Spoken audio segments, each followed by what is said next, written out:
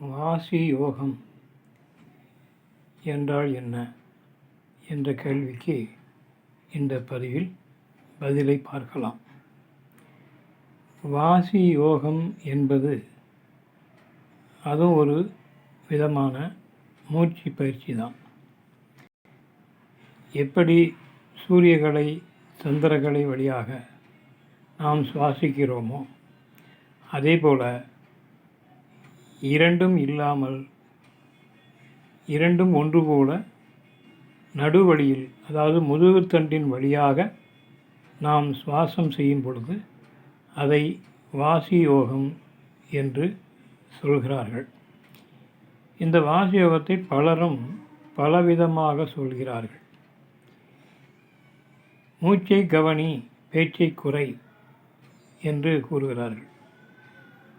இந்த வாசி யோகம் பொதுவாக ஒவ்வொரு 2 மணி நேரத்திற்கு ஒருக்க ஒரு நாளைக்கு லக்கணம் மாறுகிறது.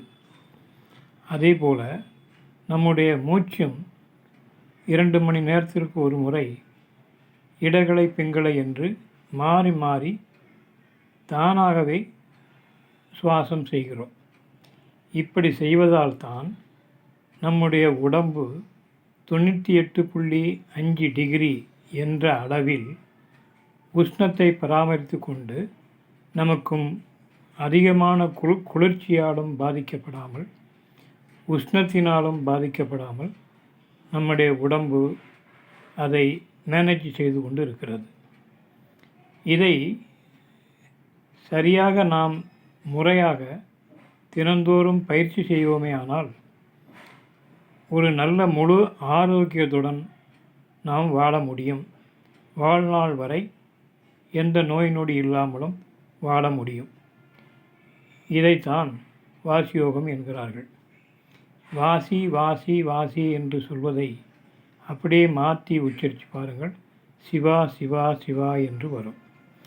இதை எப்படி என்றால் 2 மூக்கின் வழியாகவும் நாம் சுவாசிக்காமல் தொண்டைக்குழி வழியாக காற்றை உள்ளிழுத்து மேலே உச்சந்தலை வரைக்கும் நாம் செலுத்த வேண்டும். அப்படி செலுத்தும்போது நமது மூளைப்பகுதி அனைத்தும் குளிர்ச்சி அடையும். தலைவலி, ஜலதோஷம் முதலியவை வராது. மற்றவை விவரமாக மற்றொரு பதிவில் பார்க்கலாம். நன்றி, வணக்கம்.